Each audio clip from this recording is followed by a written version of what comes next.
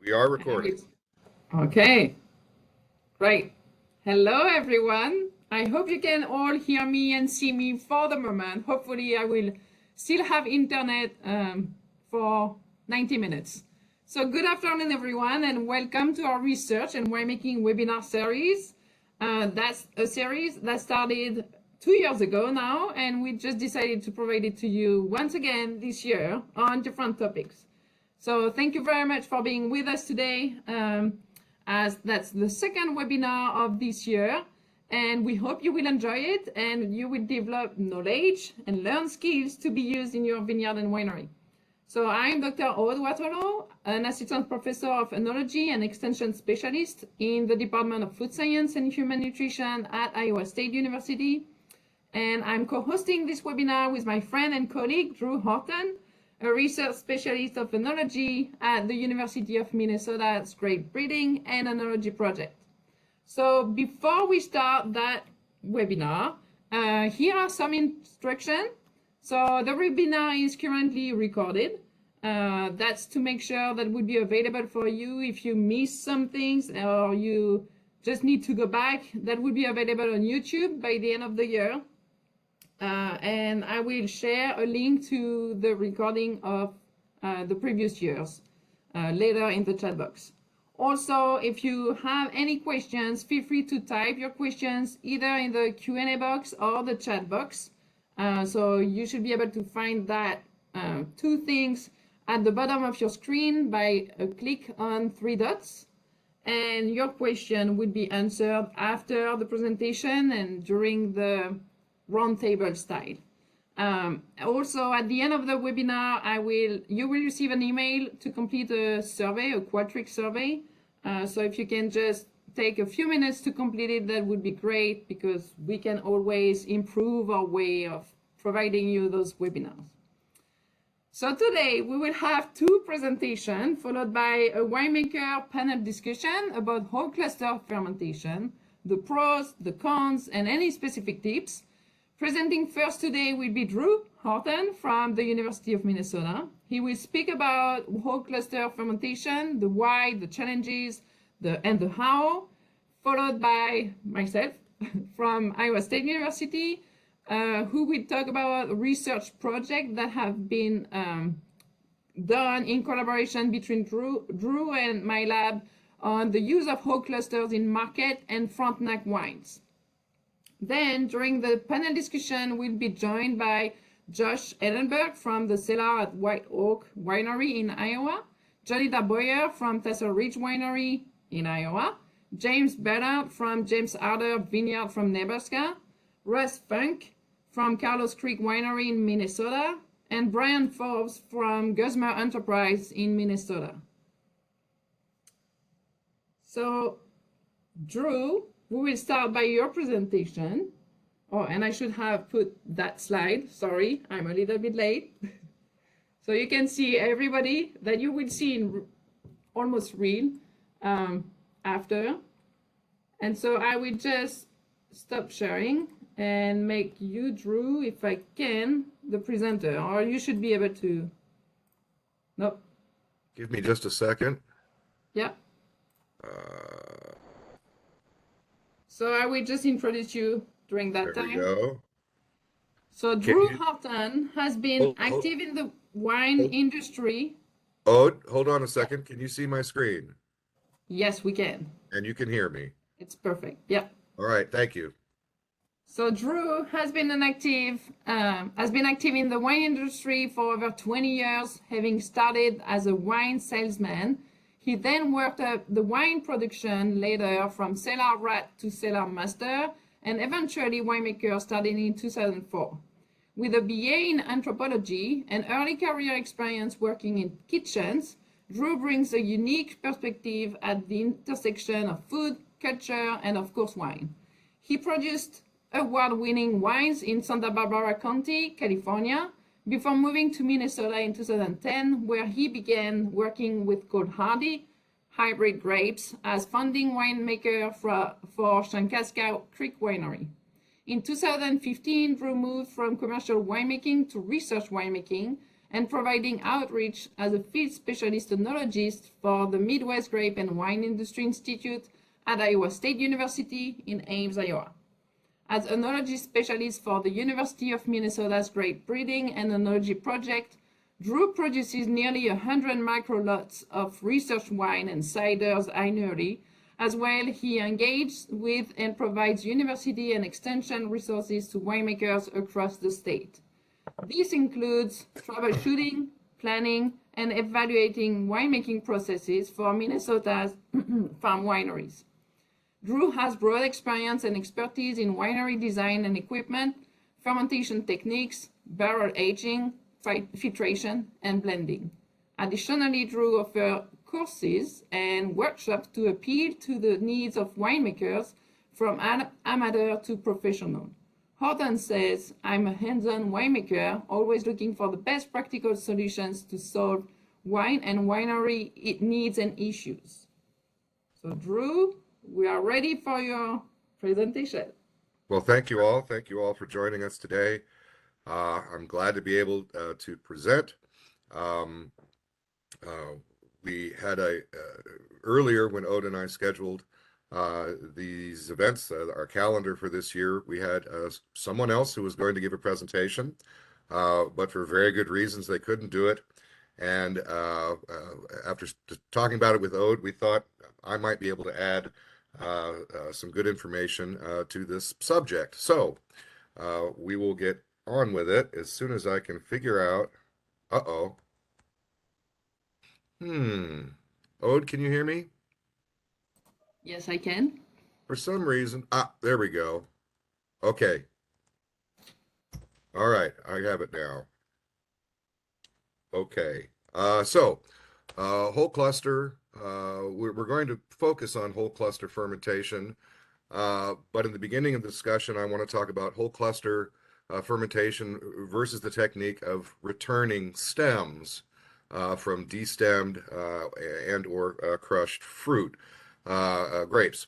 So what we're really talking about is the retention of stem compounds, tannins and other phenolic compounds that you wouldn't normally keep in a traditional red wine fermentation. We're looking at increases in tannin and flavor, color, all these sorts of things we'll talk in more detail.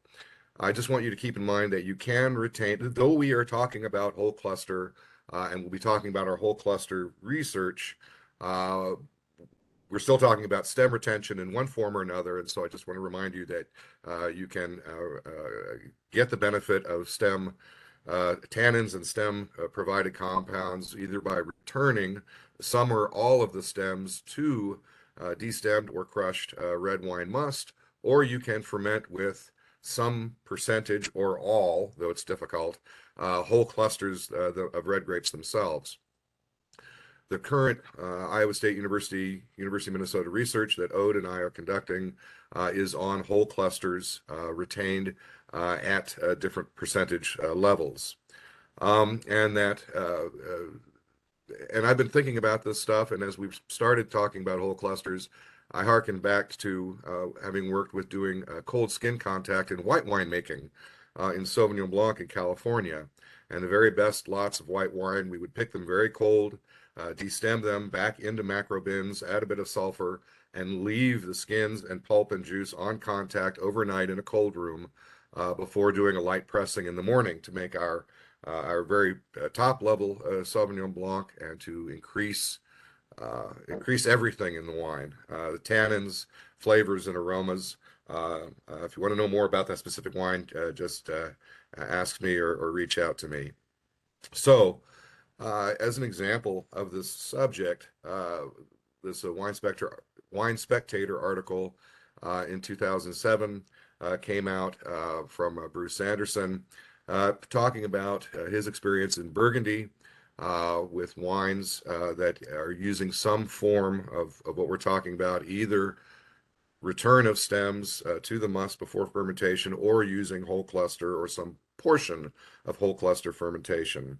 And as you can read here, they were softer wines, but not lacking in structure, concentration, and color by using whole clusters.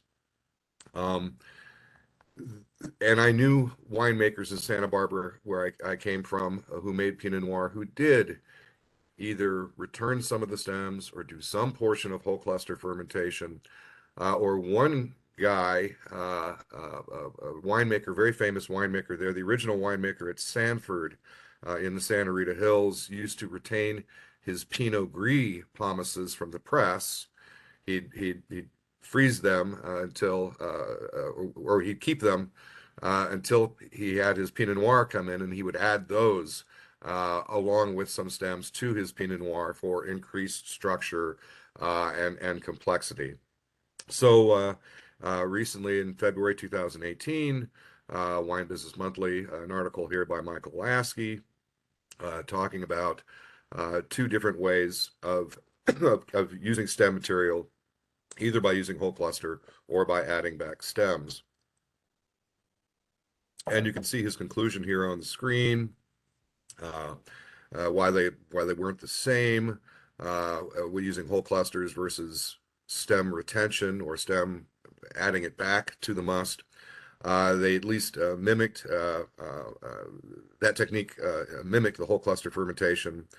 And either way, they're going to do it. They want to retain some stem compounds in their Pinot Noir. And you can see here in the top numbers here, the whole clusters had slightly higher color compounds, those total anthocyanins. But the stem returned had slightly higher amounts of tannin, but all within about the same range. A little difference in pH, and a small difference in the polymeric anthocyanins. But anyway, either way, they decided that whether they were doing whole clusters or retaining stems, that they would keep doing it. And so it depends whether you, again, whether you want to use whole cluster or return stems. But in all cases, they help boost tannins and color.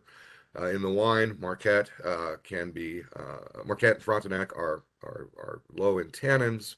Marquette can also be lower in color. Frontenac never has a problem being deeply colored, at least in my experience. Um, One thing that they noted, of course, is the quality of the stems in the grapes they were using.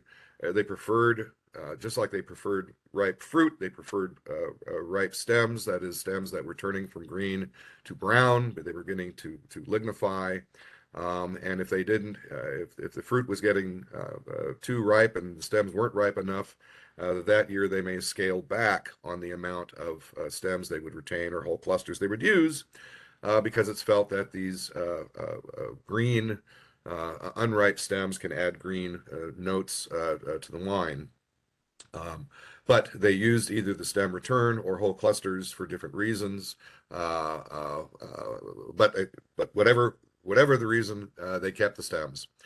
So then another article later in that year, 2018, after the harvest, 2018, another article on where same winery, Edelsheim, where they placed the whole clusters. In this case, it was not stem return, it was just whole clusters. And that if they're doing whole clusters, whether to put the whole clusters at the bottom of the fermenter and then put the crushed and destemmed fruit on top, or whether to fill the fermenter with crushed or destemmed and then put whole clusters on the top of the fermenter, which is a neat idea. I never would have stopped to think that you could get such different results from the placement of the whole clusters in the total fermentation. In this case, they were doing 13% of whole clusters. I don't know why they chose that percentage level. The conclusions turned out they preferred the wine that where they put the whole clusters on the bottom of the fermenter. But if you work at a larger winery or even smaller winery, you know that logistically it makes more sense, or it simply demands that those whole clusters go on the top of the fermentation, whether that is leftover fruit or fruit that was half a bin or a few lugs that got forgotten somewhere at the last minute, or fruit that comes in last minute of the day or processing cycle, or in fact, if all of your large fermenters are full, you may have some clusters that you need to some fruit you need to add to smaller fermenters. They found that the two are definitely different, whether you place the clusters on top or in the bottom of the fermenter. The whole clusters on top had a higher fermentation, a higher cap temperature, which led to more extraction. They suppose they noticed that the whole clusters on top of the fermenter had more astringency in the wine, and so they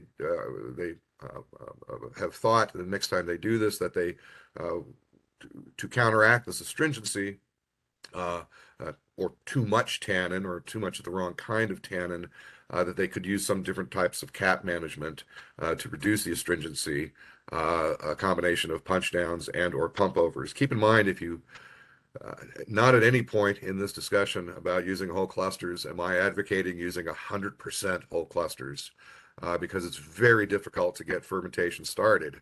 You would almost literally need to put whole clusters in a very shallow bin and get in there with your feet to really get things moving. It would take too much work with a simple punch down tool to get 100% of clusters going. And we're really not, you can use 100% whole clusters if you're talking about carbonic maceration, but we're not really talking about that.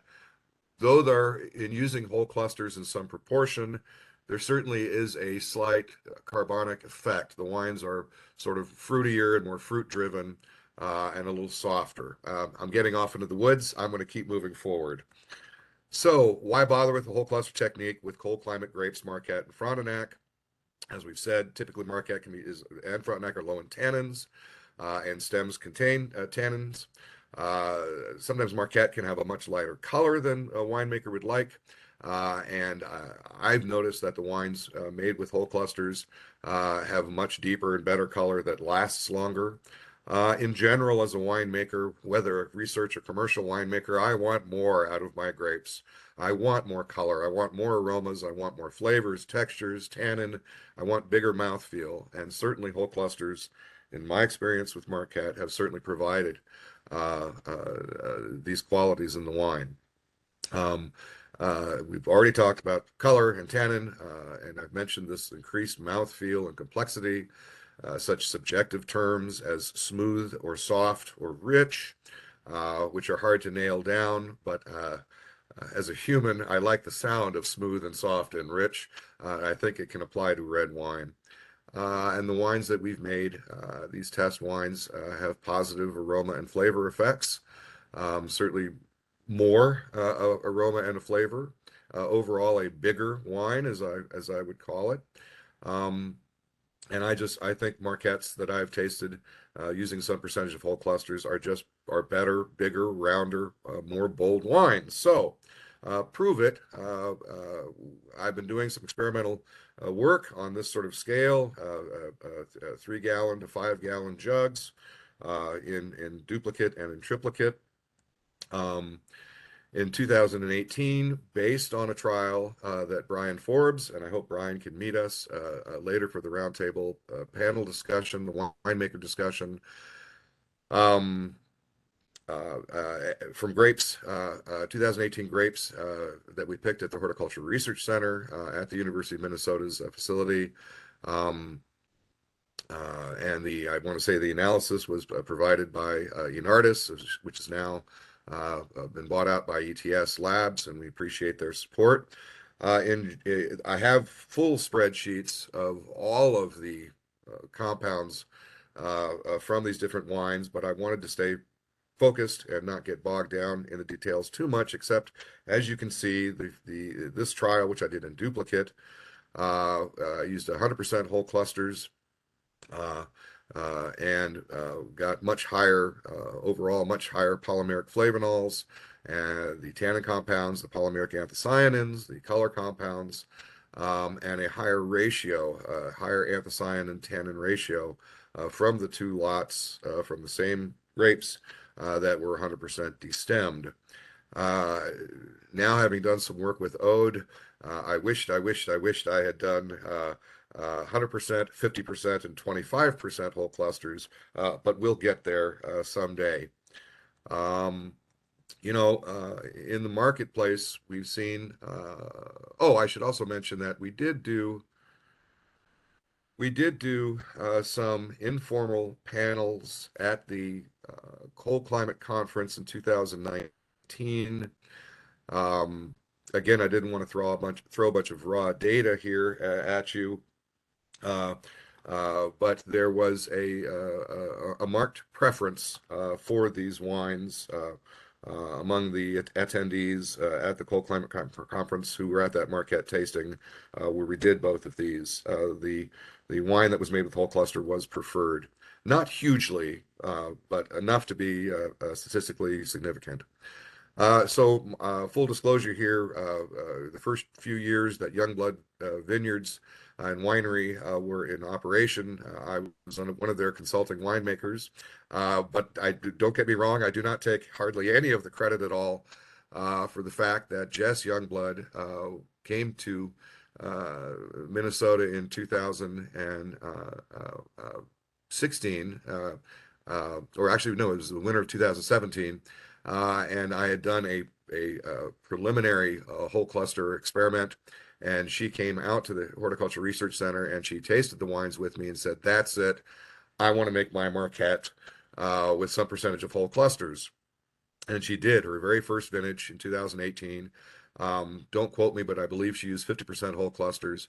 I don't know if she put them on the bottom or the top or the fermenter, but she went on to win the best of class. That wine, the 2018 Youngblood, won at the Michigan wine competition, which really felt good. Good for them, of course, but good for using some whole clusters in commercial Marquette winemaking. And they're not the only folks. We'll see here on the upper right, again, if Bryan Forbes is with us. He was the former winemaker at Seven Vines Vineyard Winery up in the St. Croix River Valley in Delwood, Minnesota, and he made a whole cluster Marquette 2017. Here on the left, you've got a Pinot Noir whole cluster featured prominently on the label. This is from Letitia in the Central Coast, northern Santa Barbara County. Actually, no, I think it's southern San Luis Obispo County. It doesn't matter. It's on the beach there on the Central Coast, and it's a wonderful wine. And Inman family winery in the Russian River Valley in Sonoma, California, makes this a whole bunch of love, a whole cluster Pinot Noir. And these, what can I say? These wines are popular and they sell. So to finish up here, because I am a practical winemaker as well, I've got a few caveats. I don't think I would try any sort of whole cluster or stem retention winemaking unless the fruit was in really, really tip-top shape. I wouldn't want to do it with any compromised grape, no rot or mild or moldu. And I don't think I would rather work with cooler fruit than starting with really, really hot fruit. If fruit comes in, I know here in the Midwest, sometimes fruit doesn't come into the end of the day and it can be 80 degrees. I always suggest people try to cool that stuff overnight some way, somehow before the initial processing. Of course, in any and all winemaking, hygiene, sanitation, got to be complete. Whole cluster techniques can lead. They are prone to slightly increased levels of VA. So I don't like to try any cold soaking. I don't recommend trying to do with indigenous or wild yeast strains. That can be tricky. You're doing enough experimentation as it is with whole clusters. I'd go ahead and use real yeast. I'm a big fan, and I hope Aude may comment on this, to do co-fermentation with your malolactic. Again, that goes with that more fruitier style. Besides, malolactic bacteria prefer warmer temperatures, and that happens during primary yeast fermentation, but not if your fermentation is getting too hot. Anyway, without beating this to death, I am a fan of doing co-fermentation with my yeast and my malolactic. And the simple reason is the sooner and quicker you can get the wine both dry and malolactic stable, the sooner you can give it that post-fermentation 60 part per million dose of sulfur dioxide and really slam the door on any possibility of any spoilage oxidation prior to your extended maturation period, whether you're maturing in glass or steel or in oak barrels. As I've alluded to earlier, the high percentage of whole clusters or using 100% whole clusters are difficult to punch down and almost impossible to pump until a cap is firmly established. And I recommend using 1.5 ton or smaller fermenters when working with whole cluster ferments. And do be aware, I've noticed, especially last year, couple last years, keep an eye on your pH on your Marquettes. If you know, if you're adding, if there's any added excess potassium in the vineyard, if the grapes come in with a high amount of potassium, they can undergo rapid pH rises from 3.3, they can jump up to 3.9 really quickly. So be aware of that. I know it sounds crazy, but you may have to acidulate. You may have to add a little bit of tartaric to keep that wine below about 3.7 in pH. So Aude has my presentation, which she will post, or the recording of this, and here are the links to the articles that I referred to, along with my email, and reach out anytime with your questions. And Aude, I'm going to turn it back over to you. I think I can do this. Right. Thank you, How Drew. do I stop sharing? There we go. Yeah. And you will have to make me presenter when, so if you click on my name in the panelist list, you should be able to click right and then make me presenter. But thank you for that great presentation. Just as a reminder to everybody who is listening, if you have any question, please type that in either the chat box or the Q&A box. If you don't see chat or Q&A box, just click on the 3 dots at the bottom of your screen. Okay, thanks. All right, Aude, you Yeah. are our host. Yeah, thank you. All right, so I'm gonna share my screen. And I'm going to introduce you. Uh-huh. Dr. Aude Watrelot is an assistant professor and extension specialist of enology in the Department of Food Science and Human Nutrition at Iowa State University. Dr. Watrelot's research area is fruit, grape, and wine tannin and polysaccharide chemistry and their relationships with wine quality. Dr. Watrelot graduated with a PhD degree in food science from the French National Institute for Agricultural Research, INRA, and the University of Avignon in France.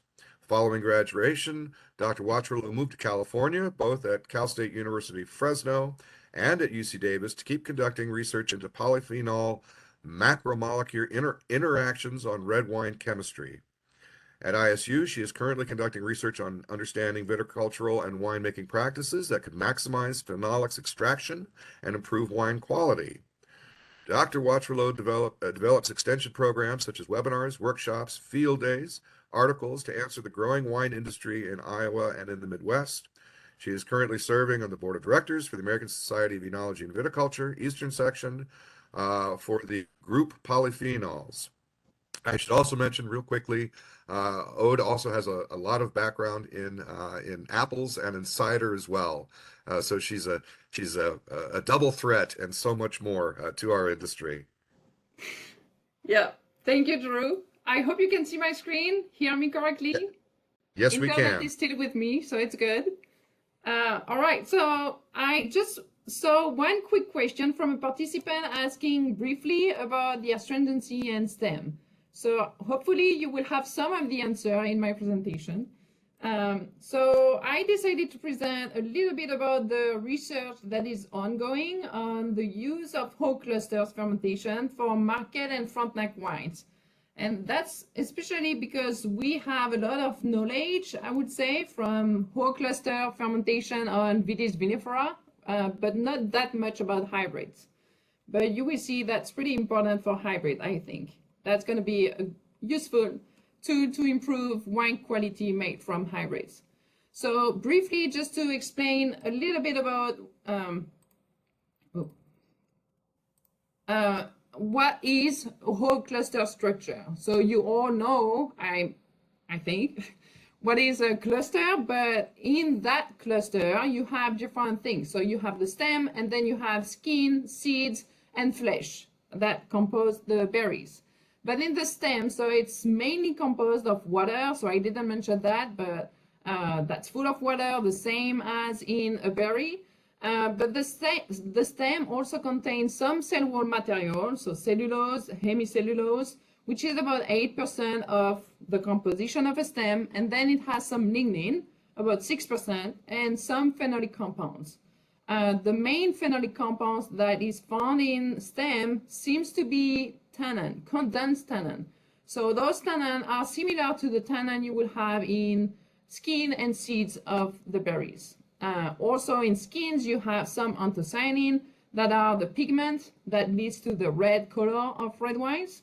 And so condensed tannin that have a specific structure or composition. They are pretty large molecule and with a really specific structure that is slightly different with the seeds tannin. So the seeds tannin tend to be a little bit smaller in size. So I just wanted to show you a table that include the comparison with the different parts of grape cluster in Merlot grapes. So you can see the size, that's what we call MDP, which is the mean degree of polymerization. So the bigger the MDP, the larger the tannin is. And so you can see that in skins, the tannin are really large compared to seeds and stems. Also, when you look at the concentration of those tannin in the different parts, you can see that in stem, you have just a little bit of tannin, but not that much compared to what you will have in seeds. So it's about 10 times lower in the stems compared to the seeds. But then the structure is really similar in the stem, of tannin in the stem, would be pretty similar to what we have in seeds. So I know that's a lot of information about the tannin. And so why should we care about phenolic compounds, especially tannin and anthocyanin? So you probably already saw that slide, because I like to show that in different places. But that's just really to show you why phenolic compound, that's really important, especially in our cold hardy cultivars. So that's really important for the wine grade or the wine quality. And in a study that was done in 2010, in Australia, they did correlate the wine grade, so that was more on Cabernet Sauvignon and Shiraz, with the amount of total phenolics and tannin. And so they observed a positive correlation between those two things. So the more tannin you have in a red wine, the highest the quality will be. That can be different for hybrids. Then that's also important to think about anthocyanins or tannin, because they are responsible for the color. So those two molecules can bind together and form a new molecule that will be stable over time.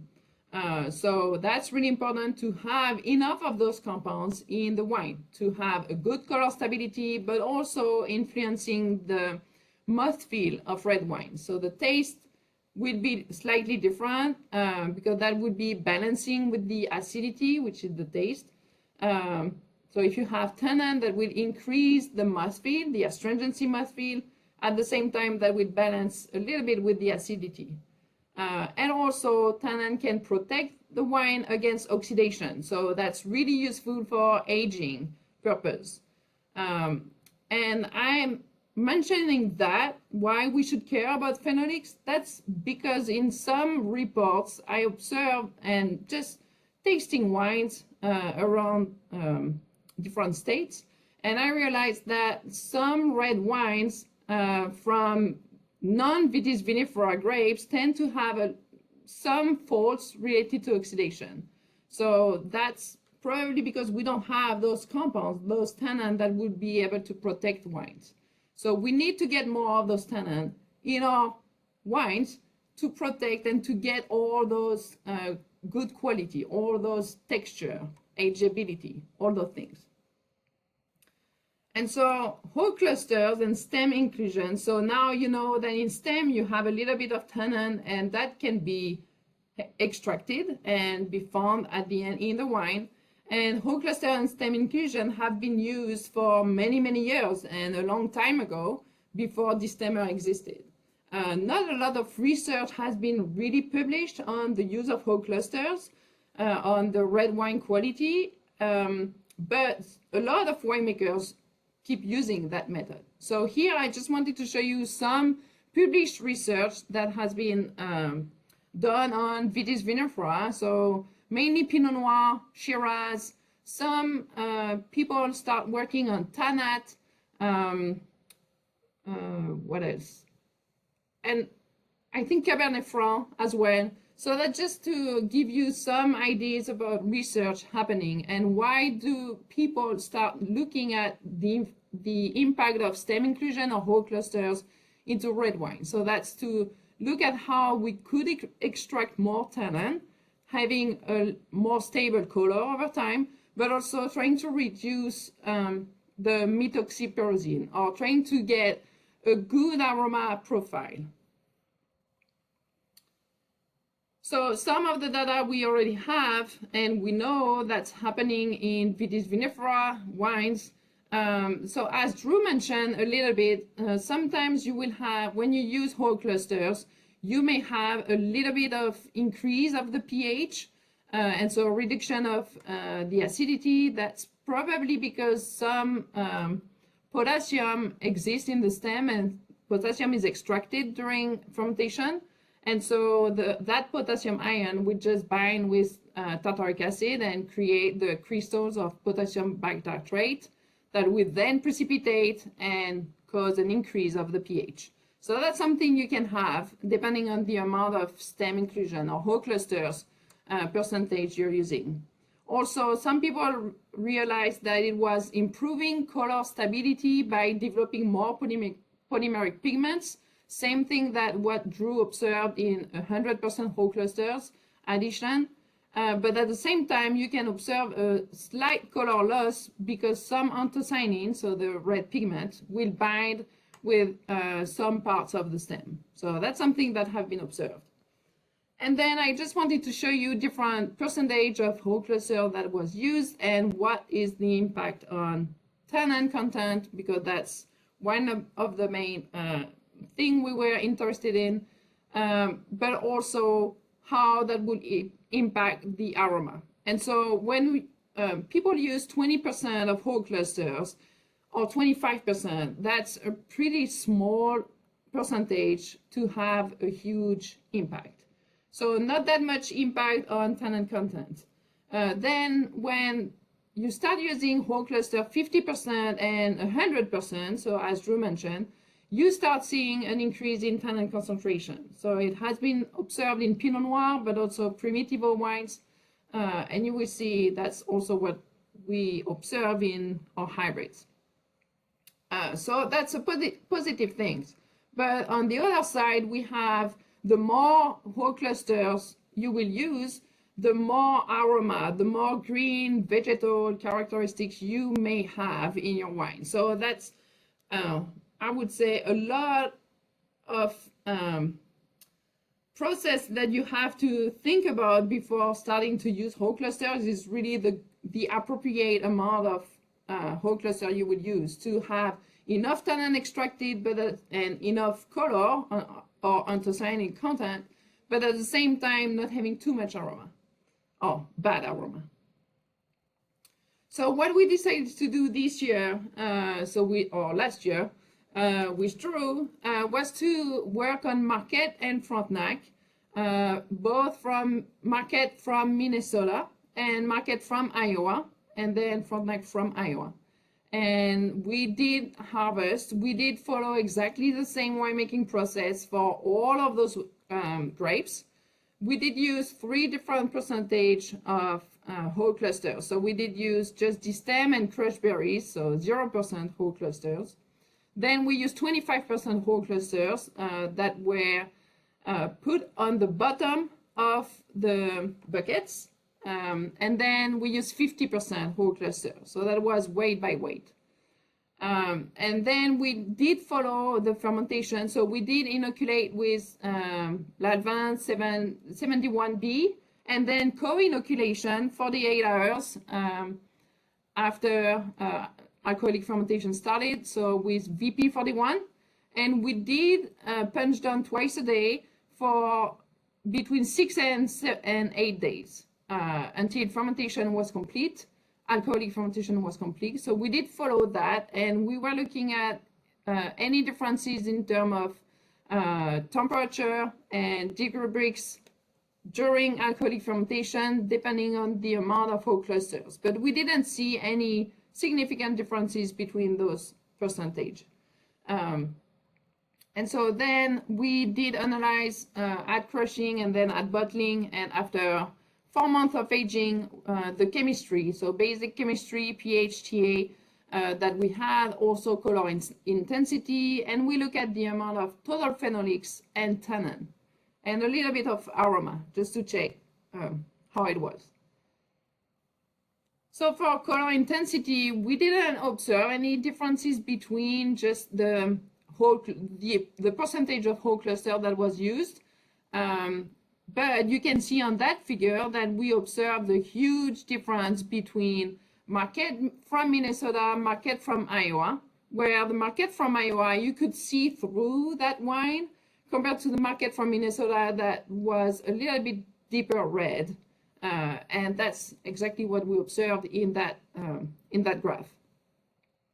Frontenac had a color in between those two markets, but no effect of the whole clusters addition.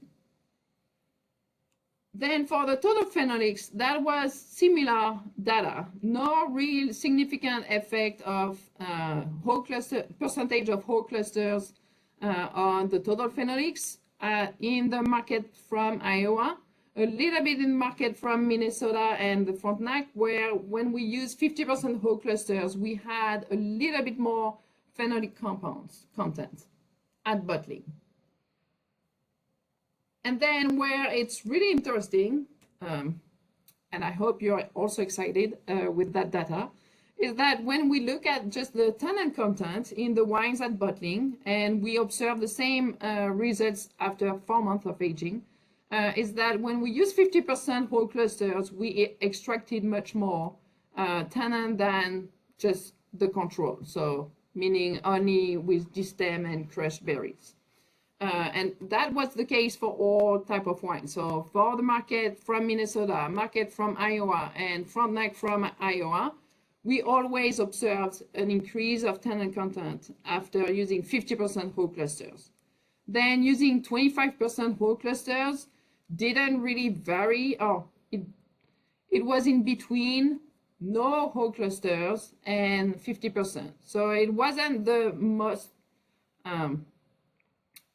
it wasn't the best option, I think, for tannin.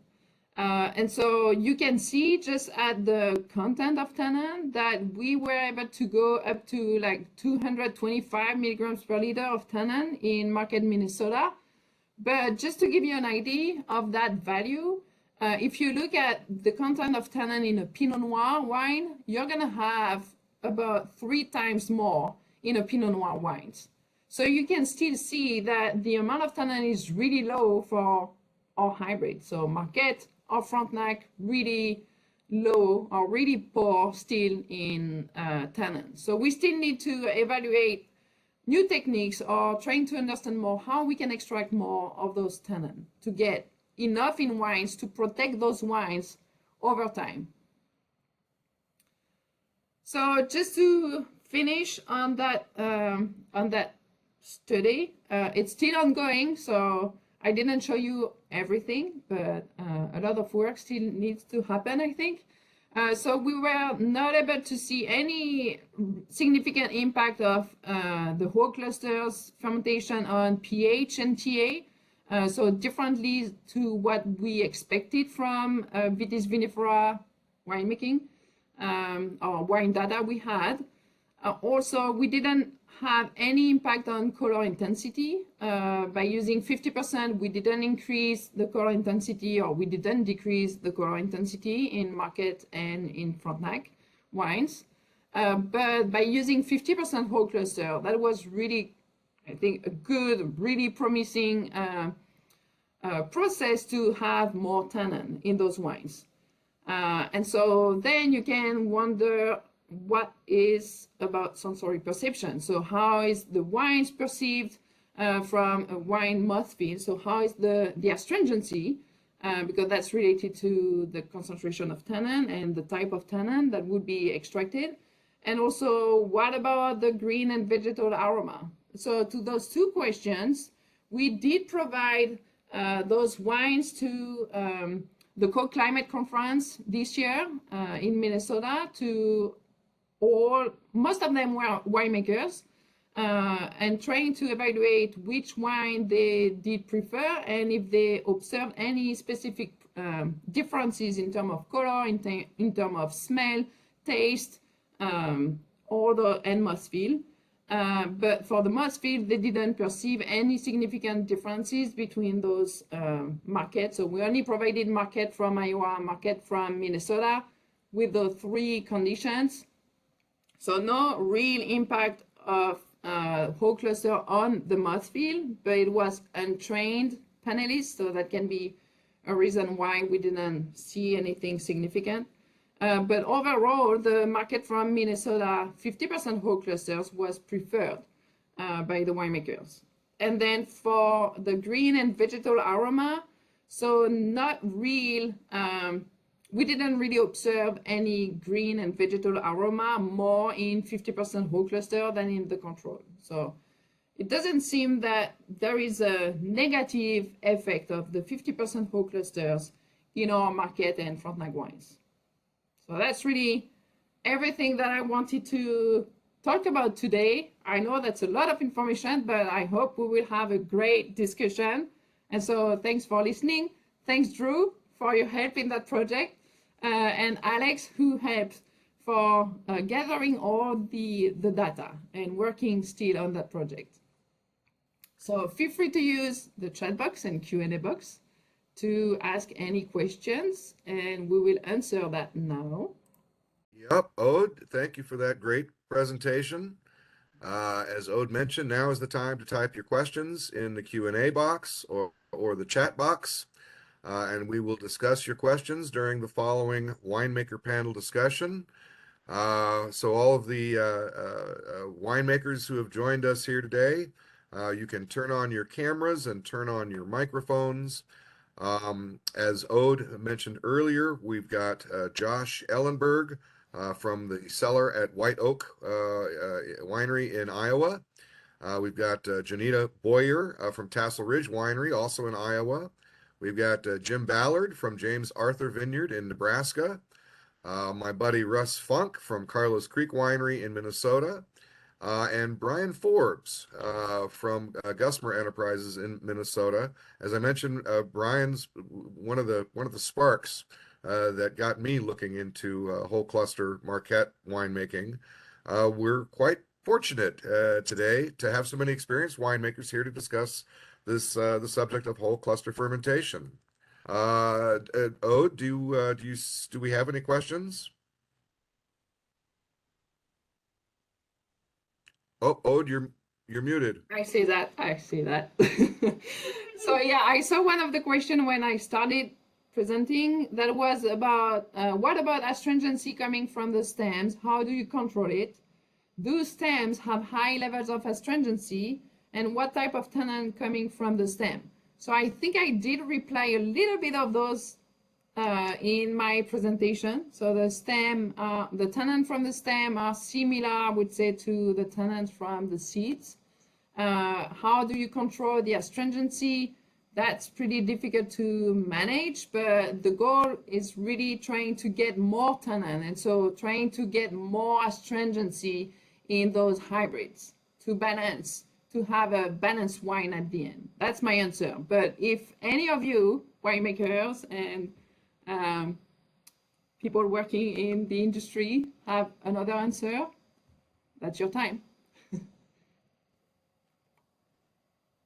So what about astringency coming from the stem? Does anybody has any ideas? Why would you use stem or whole cluster fermentation?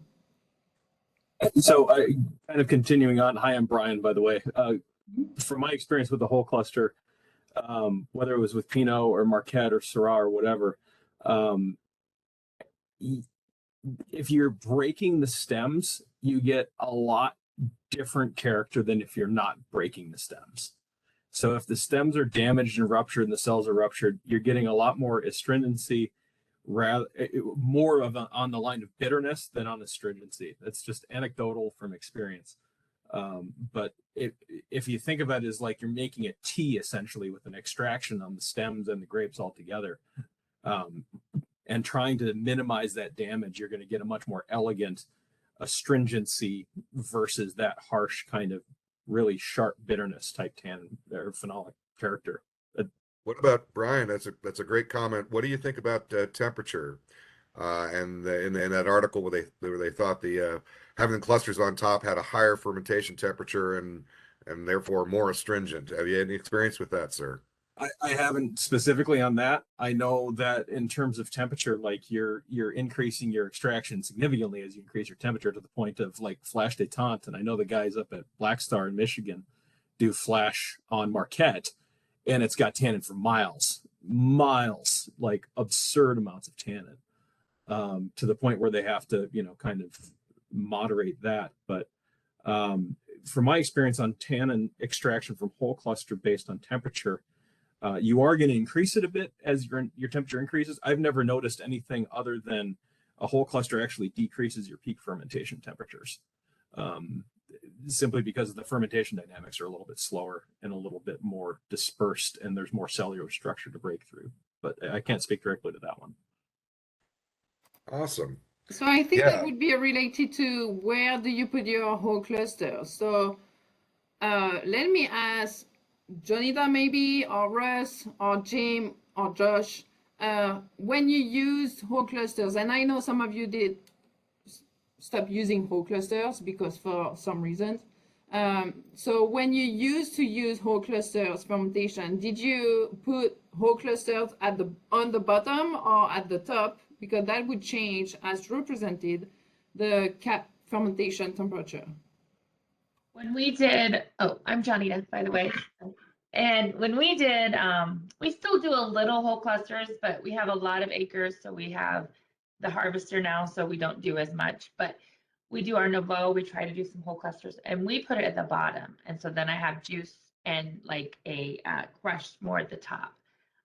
It's very difficult to keep everything intact because as it heats up, and I try to do it I've done it two ways, like in our taste good room, which is like controlled temperature of 58 degrees, or in the cellar with no control. And I don't see much difference, but it still goes quickly because you're not I'm doing it in macro bins, and I do it in punching it down physically myself.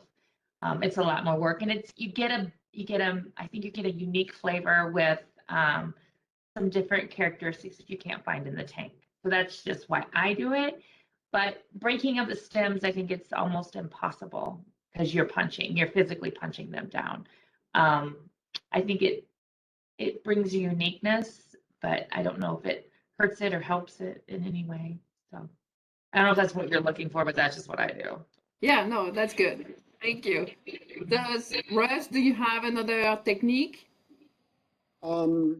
No, I did punch downs as well too, and like Brian's comment, I was kind of curious about that too, as far as breaking the skins, and thought next time I do it, since I've only done this once, I would try a pump over, or maybe I'd try three of them: a control, a pump over, and a punch down, and see what kind of results come out.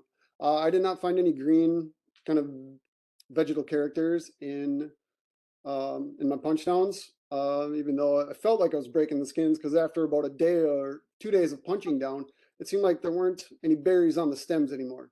It was just, they had been separated from the stems already. So I was curious if maybe that would make a difference if you could keep the berries intact on the stems. So I don't know if Josh or somebody else has tried a pump over with that, but that's one of the next things I would try.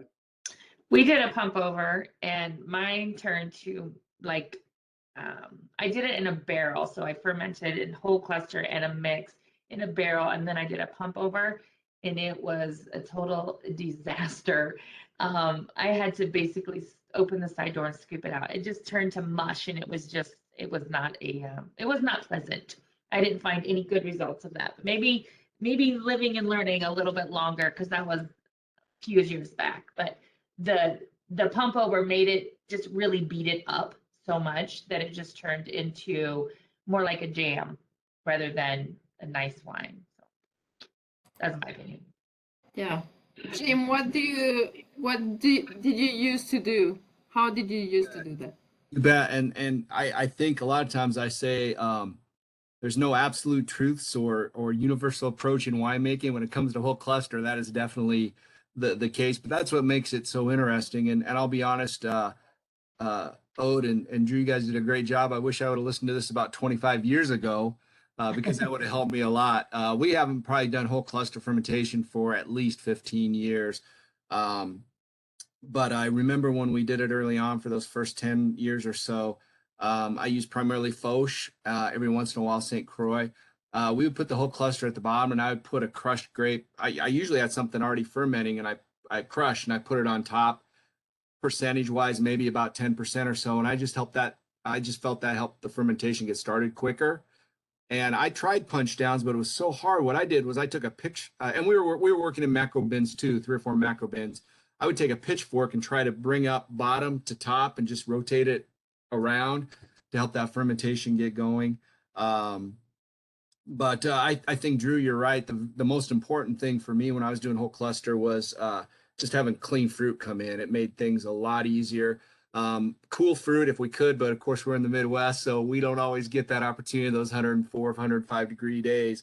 But clean fruit was so important, and try to get that as high in bricks as possible to get those. So I didn't want to add any sugars to get that fermentation up. So some of our whole clusters, and I was trying to do it in a nouveau style anyway, so the alcohols were just a little bit lower on it as well. But yeah, the biggest challenge for me was those punch downs, because sometimes if you didn't get things moved, you got a little VA going in the bottom, and it could cause some problems. But we were looking at lighter, and I never fermented mine completely dry. I usually about 2-3%, and then I'd press it off, put it in the barrel to finish the fermentation. I never used ML, but of course, again, that was the style I was looking for. Put it in the barrel, and every once in a while in the tank. I played with whole clusters. I do some wild fermentations every now and then. I tried everything just to give us sometimes with success and many times without success on the wild fermentations. But yeah, we definitely put the whole clusters on the bottom, to go back to the original question, with some crushed on top. Something hopefully already started to ferment. Yeah, thank you. Josh, what did you used to do, or what do you keep doing? Same So I thing? still do a fair amount every year. I've done everything. The scariest one that had better results were, I wanted to try one macro bin of full 100% full cluster Marquette. I had already had a bit of Frontenac that had been fermenting for 2 days. The thing that I was worried about is, how the heck am I going to punch this stuff down? How am I going to get any kind of maceration? It's going to be a disaster. And then the other thing was, I'm going to oxidize the crap out of this stuff before it even starts to ferment. So what I did was this was very scientific, 12 gallons of fermenting must, and put that onto the bottom, and it macerated overnight pretty darn well. I was really into enzymes at that time as well, still am. So found something that I think worked out really well. I didn't get anything negative from that particular macro bin, from that fermentation. Like I said, I do a little bit of everything every year. I don't do a bunch, so I'll just do 1 or 2 or 3 macro bins, 3 different styles. The most I'll ever do anymore, though, is 50% full cluster. And I've tried to pump over. It's just so hard. I'm by myself, so it's so hard just to even hang on to the damn hose to get it, to pump over in a macro bin. And like Jonita said, it does turn into just kind of this soupy mess that you just cross your fingers and pray that it turns out well. But yeah, I think this kind of Midwest redneck carbonic maceration thing, 100% cluster, I did have some success doing that. So I've tried that every year, and at the end of the day, they all go into that same vintage, you know. But everything does get separated as far as what I'm looking at in the lab. But I've seen weird things where the more clusters I'll have in a fermentation, I'll have a much higher titratable acidity, but the mouth feels better. So I think we are getting this astringency in there, but the TA is just scary, you know, when I'm running it through the lab. But at the end of the day, it tastes really good, you know. So do we want to run off these? Okay, TA's crazy, but it tastes awesome, you know. I think that's why we're all here and why we're all trying to learn all this stuff. But yeah, I noticed the higher my acidity would get, the better mouthfeel and more astringency my wine would be. So yeah, that's still what I'm trying to figure out. Which one do Yeah. we want? Thank you for that. And Yeah. so you probably realize that everybody is using different volumes or different batch size. And I have a question in the chat box about what size what size we did use for the research project, and that was really much smaller than using a microbean. We were using like 10-gallon buckets, having like 20 pounds, I think. I don't think it was, Each, wasn't it 11 kilos? yeah, it like Which would be 20 kilograms. 20 20 kilograms kilograms per batch. That was it. Okay. yeah. So that was much smaller, and so as you probably expect, the results would be different from a research standpoint than a winery scale. But yeah. Well, I that's think part of it. your batch size, and then also a thing that I see a lot, and I was guilty of it in the past, is if you're fermenting in, well, any vessel, but especially macro bins, I see so many guys and gals filling these things up so full, and they get so hot. And so that temperature is, I think, super important if we're trying to get some of these tannins out of this fruit. And I've noticed higher temperatures, I am getting more, but it's just so scary. I mean, I think you can just ask for a disaster, something to crash, or you name it. Even just having a mess in your winery. But temperature, as far as how full we're filling these vessels, you know, that's huge. I agree completely with that, and I'd love to do a quick survey amongst our other winemakers here. What off the top of your head, what do you think is an ideal? Give me a 10-degree Fahrenheit range. I'll start first. I like to keep them between 75 and 85 degrees Fahrenheit, no higher than 85. I'm right there with you. All right. I agree as well. That's All right. ferment all my reds. Janita? I'm in the 70s, probably. I don't Good. go hardly anything over 80. I get too Good. scared. I'm kind of a wuss like that. No, So no, I like to be more controlled and on the safe side. So yeah, and malolactic fermentation loves that 70-degree range very much. Brian, what do you think? Habitually, I would park my therms at 30C, so 86 was the max anything would ever go. And if it was, and Marquette was always one of those things where it would start to race, you know, because typically yans are stupidly high. And I would pull like 400 yan sometimes, which is just ridiculous. And, you know, I could have a ferment, if it was fully destemmed, it could shoot in 36 hours, you know. And sometimes the cooling jacket wouldn't keep up. And so I would knock it down even further. So it would be maxed out at, you know, like 26C or something like that. And then it would kind of get up there. But if I had to do like a big rack and return it to a cold tank, I would do that too. You know, and shock some of the yeast, fine. I don't care, but there's plenty of yeast going, Yeah. you know. Good. I think for batch size, just quick comment on that. Like macro bins, I think are really, really useful for that. And, you know, you can use things like kegs and stuff to chuck them in if you don't have a cooling plate to knock the temp down. But batch size variability between what Aude's been doing and like macro bin and like a 3-ton or a 5-ton fermenter it's a really big difference in terms of your fermentation dynamic. Like, I think for whole cluster, like 3-ton tanks are great, ideal. Sorry, tangent. No, it's good stuff. There's a question.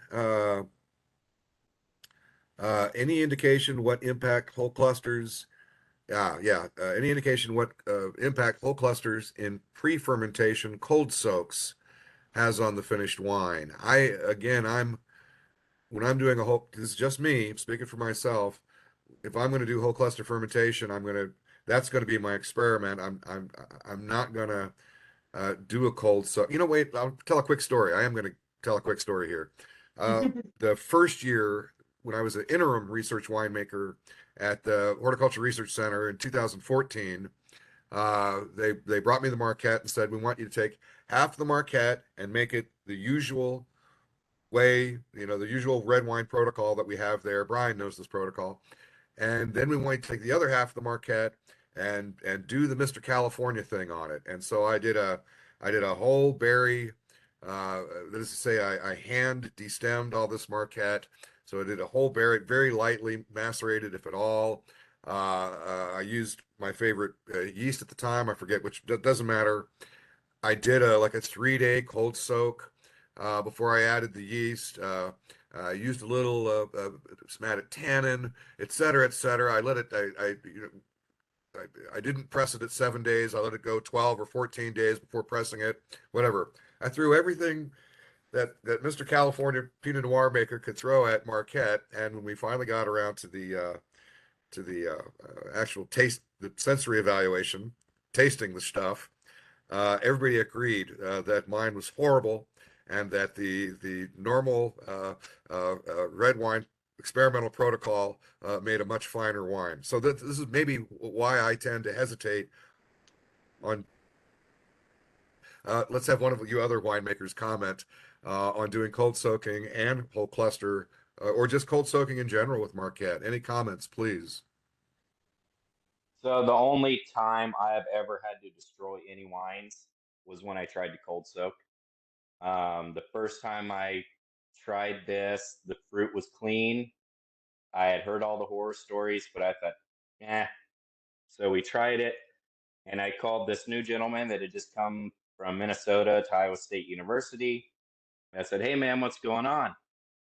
And he comes down and he says, do you know anyone with a sewer truck? And he said, get this wine out here immediately. And that's what we did. I tried the same thing 2 years later. Again, super cold, nice, clean fruit. Same thing happened. I was in the brown juice club, as Clark Smith would put it. I did sulfur it and everything, but I just couldn't hang on to it. And when I came in the next morning, it was like, there's BA, and I wasn't going to keep it in the winery. So I know people have success with it. I'd love to hear if anyone does and what they do, but it's just too risky for us. I agree, John. We've tried cold soaking in the past, and it's just it is a little risky, so we don't cold soak anything anymore. So, and again, we haven't done whole cluster. I remember we didn't cold soak whole cluster. I'm not sure the advantages that would give you, but no, I agree with you on that. It's just a little risky for what we do here. Ryan, cold soaking? For me, cold soaking I'm not really sure why it's such a big deal. Personally, I think that you can extract some, non-alcoholic extractables, some nice high tone aromatic type things and whatever. At this point, if I was doing cold soak, I'd be using some non-sac yeast on the front side of it, like a Trollospora, as an assist, because your VA risks are real. They're high. If you're doing whole cluster, where I was in Burgundy, we did a ton of whole cluster. Most of it was 100% or at least 80%. And we'd put any destemmed fruit that was usually the junky stuff at the bottom, made sure we had whole clusters on top. And they always had EA issues, at least at a slight level.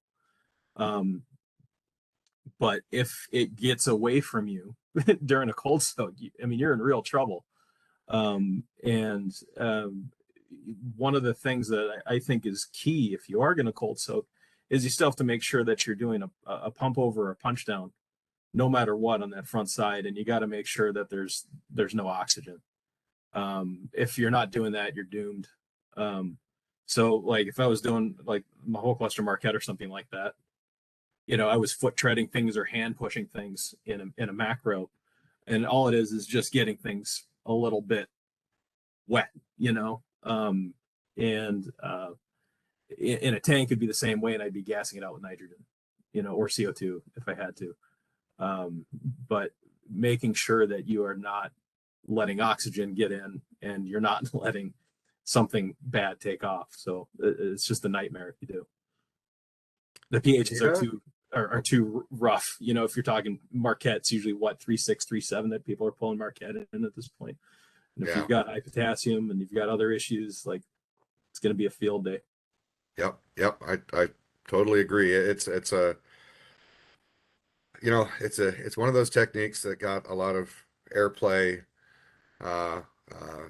over the last 10 years or so. And of course, especially cool climate Pinot Noir, West Coast winemakers talk about it all the time. And I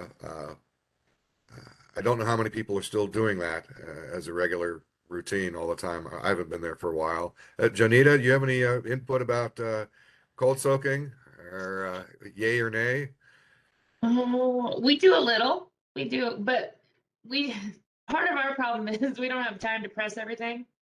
So it sits on a reefer truck in macro bins. So it's kind of cold soaking, kind of not. But I've never had any trouble with it. But that's what I mean. I sometimes can't process the fruit the same day we pick it. Sure. So it'll set into a reefer at 35 degrees. Yep. So, and we pick through a harvester, so there's juice, and I, you know, just cross your fingers, but it's just how it is. So you're not, but never, would it be fair to say that you're certainly processing it by the next day? Yes. Right. We don't do it for more. You're not leaving it there for 3 or 4 days. Oh, no. Maybe No, 24 okay. hours, maybe, you know, Maybe. I mean, Right. That makes 24 hours or and during harvest, there's, you know, not enough hours in the day to get everything done. So, really, but they have set on the reefer truck for at least overnight. And, perfect.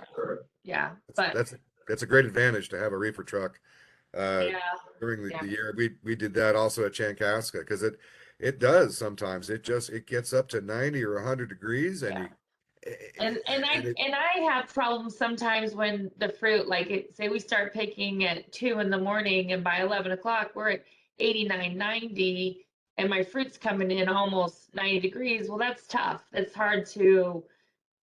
You're just waiting for a disaster to happen. So I chill my fruit down a little bit and try to bring it in with a little bit more controlled temperature. It's easier on my chiller system also, because I bring in hot fruit and I like to, you know, bring the temp down. It's just easier that way.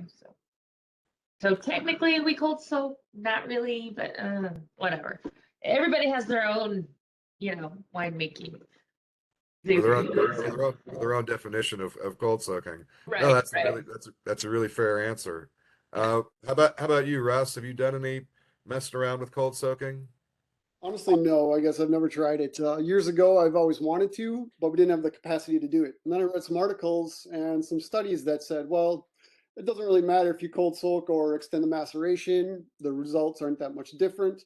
So then I thought, well, I'll just beat my own drum. But then I heard some other winemakers that had success with cold soaking. So I thought, well, maybe I'll put it back on the burner somewhere. So I haven't given it a try yet, but so far what I'm doing seems to be working. So now I got this whole, new information on whole cluster fermentations that I need to experiment with, and every year there's a dozen experiments. Cold soak just hasn't come to the table yet. So maybe some year. I think as winemakers, we can't help but do a little experimenting. I mean, like sort of the first, if you're using barrels, that's sort of the first natural experiment is, what barrels, work best with this. I know most winemakers, have like two or three of their favorite red wine yeasts and two or three of their favorite white wine yeasts, and those yeast decisions sort of, some come into new favor, some of the older ones pass away. I think we're all just natural experimenters. I mean, we can't help it as winemakers. We get different fruit every year and have to adjust almost by virtue of the game itself. We have to innovate, we have to adapt, we have to adjust. Anyway, like I have to sit here and talk about why I like winemaking. Anyway. That's a good transition to one of the questions we have. Excellent. Go ahead, Aude. So one of the question was, it would be interesting to know how terminal ethanol levels might affect extraction with hybrid fruit in whole cluster ferments. Say the difference between fruit coming in at 22 brix versus 25, for example. Any information on this? Any implication for harvest timing aside from stem ripeness? So I think that's a good question. Like, how different would that be if you use 100% whole clusters, but if you have a fruit that is 22 degree brix versus 26 or 28 degree brix? That happened on Frontenac last year.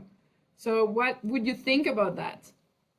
James? You're going to tend to get a less efficient fermentation with whole cluster. That's one thing to consider. It's going to be a slower and typically a slightly less yielding in terms of alcohol fermentation. Yeah. So that's one of those main things. Like if you're trying to knock down alcohol, whole cluster is actually a really good way, along with a bunch of non-sack stuff if you can play with that. Mm-hmm. Yeah. Any specific comments about that? Jim, do you want to share anything? I was just trying to remember back because I talked about sometimes a couple times we brought in St. Croix, and if I could get it up to 18 or 19 bricks, I was happy. And then the Foch, usually I could get 22, 23. And the only thing I remember is that it was the alcohol, and I'm not sure if I'm answering the question or not, but it's like a typical red wine. I mean, with it was just a real, at that lower bricks level, it was just a real light, fruity. I mean, it's already get lighter in color doing the whole cluster for us anyway. It was, and it just made it kind of a little more refreshing, fruit forward wine than the one with a little more alcohol in it at 22, 23 bricks. And that's, the memory serves me right. I enjoyed, again, for the style we were trying to make, I enjoyed those lighter styled, lower alcohol wines with the whole cluster and a little bit more fruit forward in those. So I don't know if that answered the question or not, but. Yeah, I think that helps. And if I can just mention something about the research project we did. So the difference we obtained in terms of tannin concentration between Minnesota and Iowa. So it was much more in Minnesota, Marquette from Minnesota. And that was probably because the ethanol content was much higher in the wines from Minnesota. And because we started with a different degree brix. And I think it was lower degree brix from the market from Iowa compared to the market from Minnesota. So I think that answers a little bit the question. Let me know if it doesn't answer. I've actually got kind of a side question. What was your maceration time on the trial? I don't recall seeing that. I couldn't quite read I saw the ferment graph, but I couldn't quite read the days. So it was, go ahead, Drew. I was going to say 7 days is what we typically shot for. I think because of the ways weekends came or whatever, some got pressed on the 6th day, some got pressed on the 8th day. But 7 days was the protocol. That's the typical HRC protocol. And they weren't dry, of course. They were different levels of dryness. They had to finish primary in glass for a few days. That might be a really interesting next step on a trial. So like my typical tank time was about a month, a little bit longer in some cases, and that was both on the whole cluster and the straight to stem. So the polymerization issues and stability issues with color and some of the phenolics and some of the extraction is going to change a bit with that too. So I wonder what kind of an impact that would have on a trial. Yeah, and that's something I'm planning to do this year, extended maceration on Marquette and Petit Pearl, because we know that tannin would be easily extracted when we have more alcohol, because that's how they are more soluble compared to anthocyanin.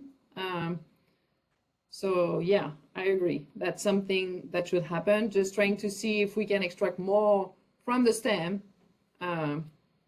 Yeah, next step. So I have another question. So we talk about whole cluster fermentation. Did anybody of you try to do just stem inclusion? And stem inclusion from probably one variety. So you did destem, those stems from variety A would be kept. And then for fermentation of variety B, you're gonna add those stems. I have to apologize. I actually have to run before anybody jumps in on that one. But thank you, everybody. I really appreciate it. So enjoy the rest of the Thanks, everybody. conversation. Bye, Brian. Thank Thank you. you, Brian. Thanks so much. We'll Thank see you you. around. Yep. Bye. So yeah, did anybody try to do stem inclusion? So You mean, Jim, I see no. You mean stem return? Sure. You mean Yeah, yeah, destemming yeah. and crushing the fruit, then taking the stems and putting it back? Yes. No, I never did that. Okay. Whenever we did it, when we were doing it with Pinot Noir in Santa Barbara, we would throw whole clusters in. Okay. Russ, did you do something like that? No, I did not. I guess I never even thought of that. But thinking about it now, the reason why I chose the grapes for the whole cluster fermentation, because that's what looked the best in the vineyard. And most of our fruit comes in mechanically harvested. So to throw the stems back in, it's hard to say how, well, there's always, even though it's mechanically harvested, there's always a little bit of stems within that. There's a few, small pieces that come with it. And maybe to throw those in next time, it's not exactly sure what that looked like, when it was on the vine. Even though I always look at the vineyards before they mechanically harvest, but there's always 2% damage, 5% damage, a little bit here, a little bit there. So I think it's hard to tell what I'm getting. So no, I haven't tried it, but it's something I would consider this fall, I think. Good. Yeah. Thank you. Josh, did you try or do you plan to try? Oh yeah, we've done that. See, I've never been mechanically harvested until last year. So when the fruit come in, it was pretty easy to see if it would be worth it. And you're sitting right there anyways, and there's a macro bin full of stems. So it was, let's just throw this macro bin into 3 fermenting bins and see what happens. That was in 2016, and it was not the best red wine that I'd ever made. That's as far as I went with it. It was that was a crazy year for us. So, but yeah, I've absolutely taken them and let's just throw them in and see what happens. But it wasn't the greatest wine. I felt like that the old horror story of it's going to be super vegetative and these bad vineyard characteristics are going to come through. I feel like that happened in that 2016 vintage. No one else has ever told me that, so I don't know. It might just me believing, but I knew that was going to happen. I don't know. But yeah, we've absolutely done it. That doesn't help the question, though. Yeah. I've never tried it, Aude.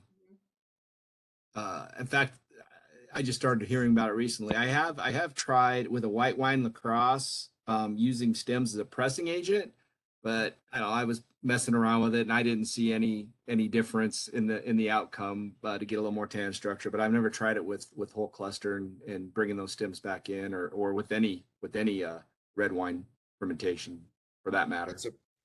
That's a brilliant idea to use stems as a press aid. God, I never thought of that. That's wonderful idea. I thought I'd seen everything. That's brilliant. Yeah, to add to Jim's add in those stems. So we started traditional method Champenois.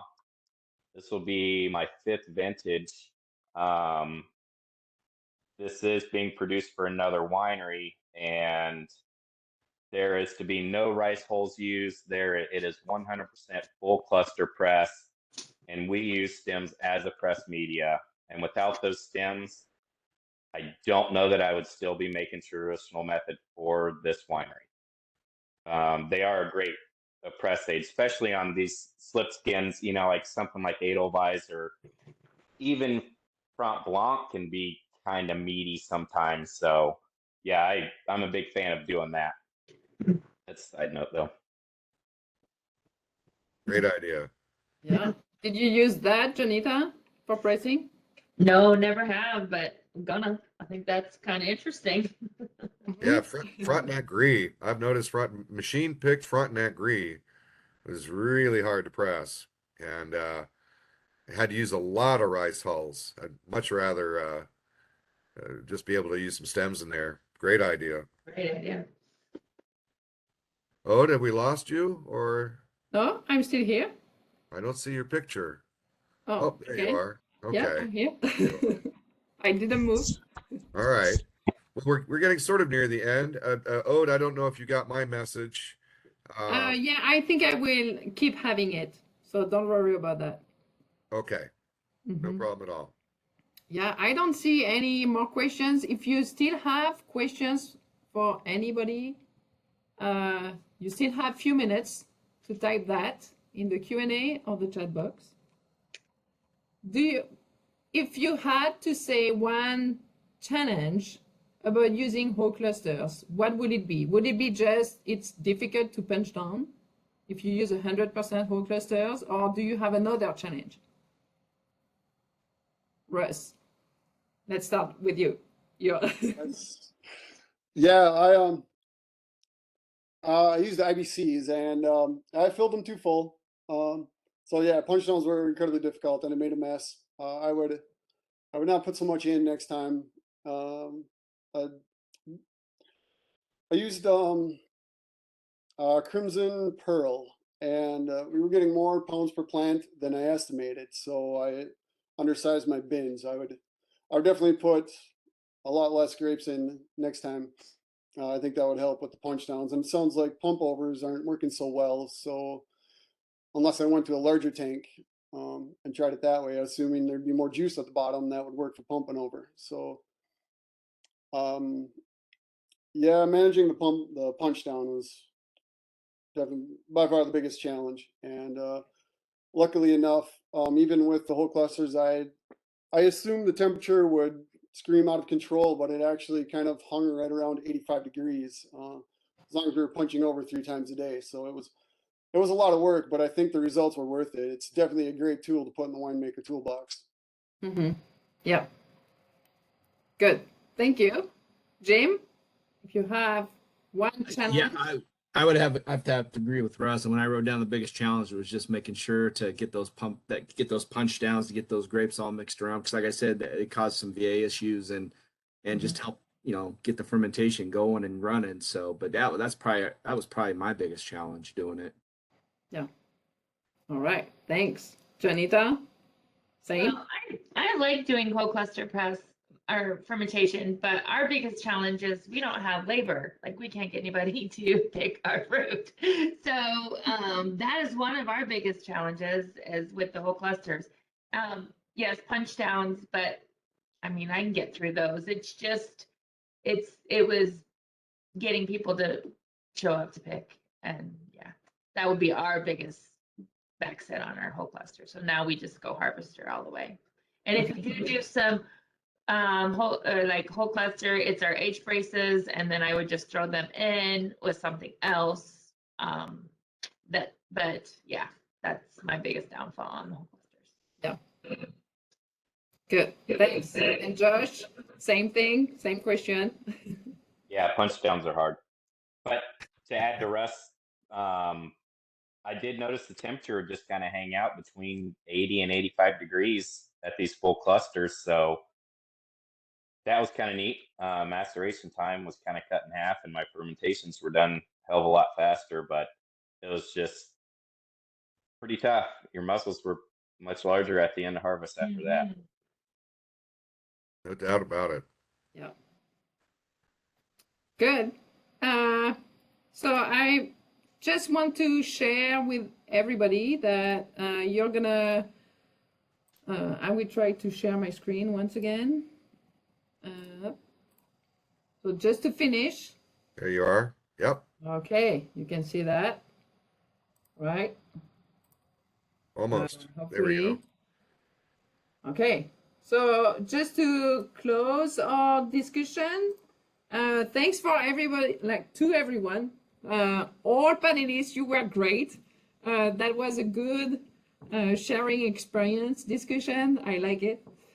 So stay with us for next month where we're gonna talk about sparkling wines. So July 26th, that will be the time, sparkling wines.